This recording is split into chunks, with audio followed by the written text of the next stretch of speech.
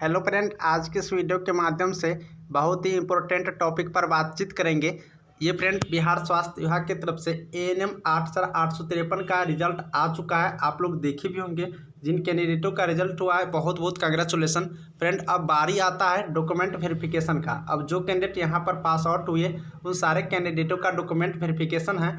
अब document verification का date भी दे चुका है, आप लोग डेट भी देखे होंगे। अगर डेट नहीं देखे हैं तो आपको इस वीडियो के माध्यम से क्लियर पता चल जाएगा कि आपको किस डेट में यहाँ पर डॉक्यूमेंट वेरिफिकेशन यानी कि काउंसलिंग करवाना है। काउंसलिंग में जाने के लिए फ्रेंड आपको डॉक्यूमेंट का लिस्ट देख लीजिए कि कौन कौन सा डॉक्यूमेंट आपके पास होना चाहिए। एक भी डॉक्यूमेंट अगर आपको छूट जाता है तो आपको काउंसलिंग में दिक्कतें आ सकती है। चलिए फ्रेंड, एक और क्वेश्चन यहाँ से क्लियर करेंगे कि जाति प्रमाण पत्र, आवासीय प्रमाण पत्र कहाँ का होना चाहिए, मतलब मायके का होना चाहिए या फिर अपने यहाँ का होना चाहिए। आपको क्लियर ये करना होगा ज़रूरी, क्योंकि बहुत सारे कमेंट कर रहे हो तो ये क्वेश्चन भी यहाँ से क्लियर कर देंगे।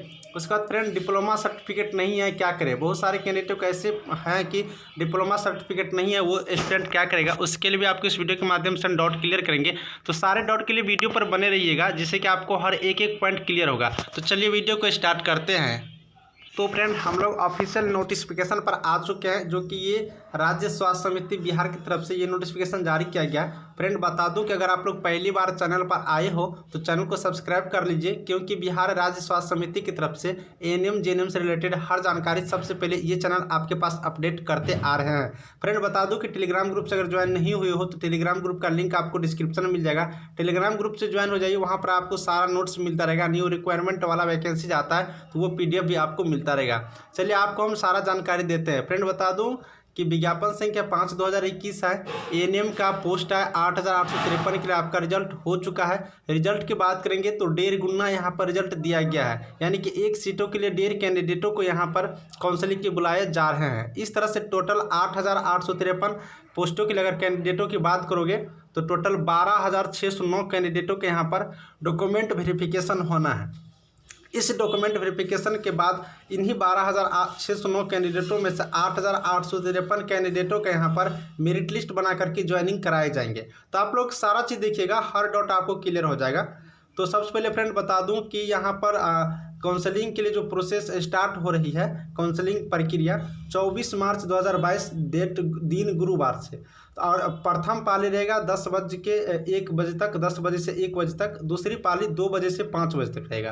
तो यहाँ पर आप लोग को देखना है कि सीरियल नंबर के अनुसार से आप लोग अपना रिजल्ट लिस्ट निकालिएगा, और सीरियल नंबर जिनका 1 से लेकर के 350 तक है, इन कैंडिडेटों को 10 बजे से 1 बजे तक 24 मार्च को आना है। और जिन कैंडिडेटों का सीरियल नंबर 351 से 700 तक है, उन्हें 2 बजे से 5 बजे के बीच में आना है 24 मार्च को ही। यानी कि क्लियर अगर समझिएगा तो 24 मार्च को सीरियल नंबर 1 से लेकर के 700 तक कैंडिडेटों के यहाँ पर डॉक्यूमेंट वेरिफिकेशन के लिए आ जाना है। ठीक है, टाइम फिर से देख लीजिएगा। 351 से लेकर के 700 के बीच वाला कैंडिडेट 2 बजे से होगा। 10 बजे से लेकर के 1 बजे के बीच 1 से लेकर के 350 कैंडिडेटों के यहाँ पर आना होगा।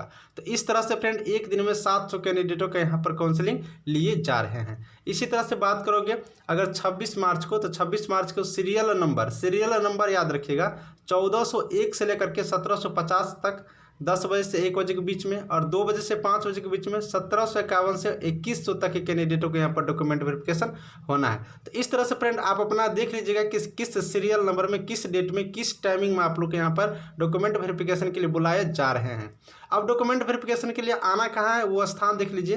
राज्य स्वास्थ्य समिति एवं परिवार कल्याण संस्थान शेखपुरा पटना। ये शेखपुरा पटना बेली रोड में पड़ता है। तो आप लोग जरूर से जरूर यहाँ पर आ जाइएगा अपने डेट में। टाइम से पहले 10 बजे से यहाँ स्टार्ट होगा तो आप लोग 8 या 9 के बीच में ही आ जाइएगा। अगर 2 बजे स्टार्ट है तो ये 12 से 1 के बीच में आ जाइएगा, जिससे कि आपको ही अच्छा होगा। ये चीज़ क्लियर हो गया। अब बात कर लेते हैं फ्रेंड यहाँ पर कि काउंसलिंग के लिए। तो यहाँ पर देखोगे क्लियर लिखा है पहले चरण में, यानी कि मॉर्निंग में आने वाले कैंडिडेटों का रजिस्ट्रेशन टाइम 9:30 AM, यानी कि सबसे पहले आपको रजिस्ट्रेशन कराना होगा। अगर आप लोग आएंगे 10 बजे, जिन कैंडिडेटों का यहाँ पर काउंसलिंग है उनको 9:30 में ही आने के लिए बोल रहा है, तो अच्छा होगा कि 8 बजे ही चले जाइएगा। और जिनका सेकेंड सिटिंग में होगा, यानी कि 2 बजे से, उन कैंडिडेटों को 1:30 में आने के लिए कह रहा है, यानी कि आप 1 बजे ही वहाँ पर पहुँच जाइएगा सेकेंड सिटिंग वाला, तो अच्छा रहेगा। ये चीज़ हो गया। इसके बाद कह रहा है कि उक्त निर्धारित तिथि को यदि काउंसलिंग में अभियात्री अनुपस्थित पाए जाते हैं तो प्रमाण पत्र सत्यापन काउंसलिंग में अनुपस्थिति के लिए वे स्वयं जिम्मेदार होंगे।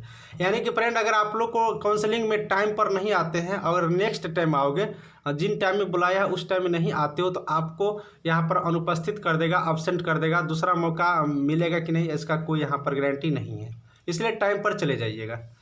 उसके बाद फ्रेंड बता दूं कि तीसरा नंबर पॉइंट है, शॉर्ट लिस्टेड अभियात्री सत्यापन हेतु निर्धारित तिथि को ससमय नियत स्थान पर निम्नांकित प्रमाण पत्रों की मूल प्रति एवं एक सेल्फ अटेस्टेड छाया प्रति के साथ अनिवार्य रूप से स्वयं उपस्थित होंगे। यानी कि जिन कैंडिडेटों का यहाँ पर रिजल्ट आ चुका है वो कैंडिडेट सारा मूल प्रमाण पत्र यानी कि ओरिजिनल सर्टिफिकेट और एक फोटोकॉपी करा करके, सारे फोटोकॉपी वाले डॉक्यूमेंट पर खुद का सिग्नेचर करके आपको खुद वहाँ पर उपस्थित होना है। अब डॉक्यूमेंट देख लीजिए कौन कौन सा चाहिए। डॉक्यूमेंट में CBT परीक्षा का प्रवेश पत्र, यानी कि आपने ANM का जो एग्जामिनेशन दिया है, इस ANM एग्जामिनेशन जो अभी कंप्यूटर बेस्ड टेस्ट दिया है, इनका आपके पास एडमिट कार्ड होगा। ये एडमिट कार्ड आपके पास होना चाहिए।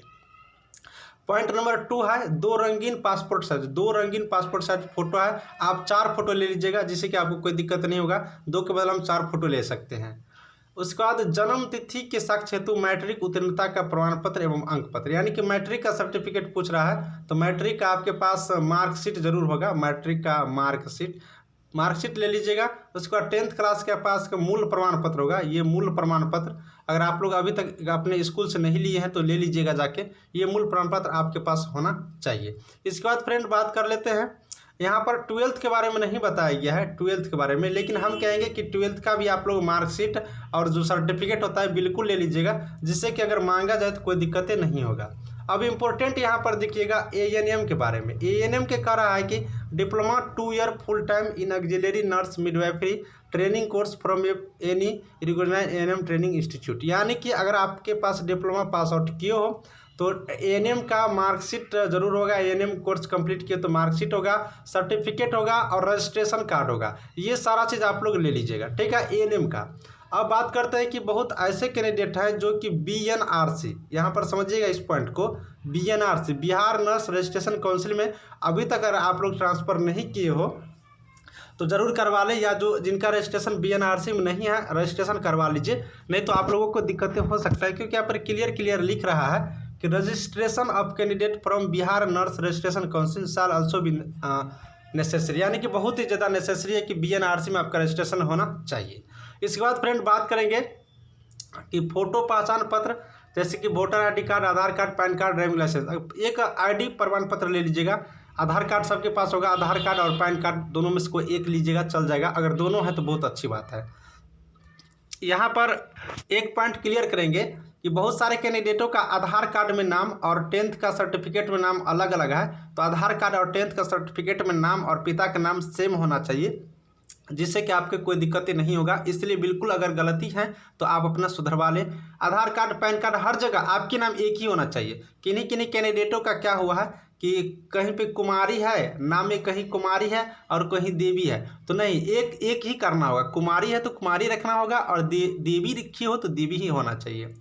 अब यहाँ पर बात करते हैं फ्रेंड कि ये पॉइंट समझिए, आरक्षण का दावा करने से संबंधित प्रमाण पत्र, सक्षम पदाधिकारी से निर्गत जाति प्रमाण पत्र तथा क्रिमिनल रहित प्रमाण पत्र पिता के नाम एवं पता से निर्गत हो। यानी कि फ्रेंड बात कर रहे हैं कि जो कैंडिडेट SC कैटेगरी को या फिर ST कैटेगरी को या फिर EBC कैटेगरी को या OBC कैटेगरी को, अगर आप लोग जाति प्रमाण पत्र बनाते हैं और जाति का छूट लेना चाहते हैं तो जाति प्रमाण पत्र आपके पिता के नाम से होना चाहिए।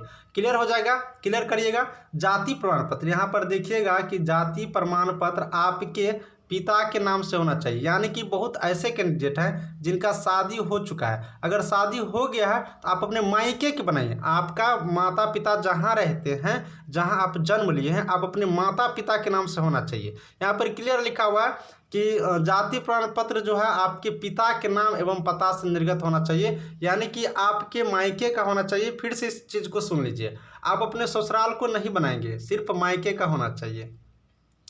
उसके बाद फ्रेंड बात करते हैं कि जो स्वतंत्रता सेनानी के पोता पोती नाता नातिन है, वो अगर आप लोग आरक्षण का दावा करते हैं तो उनका प्रमाण पत्र होना चाहिए, अगर नहीं है तो बनवा लीजिए। जो कैंडिडेट दिव्यांगत का आधार पर आरक्षण का दावा करते हैं तो दिव्यांगत कैंडिडेट के पास मेडिकल बोर्ड का जो निष्पक्षता संबंधित प्रमाण पत्र होता है वो लाना होगा। इसके बाद फ्रेंड बात कर लेते हैं यहाँ पर कुछ और पॉइंट कि क्रीमी लेयर क्या होता है और नॉन क्रीमी लेयर क्या होता है।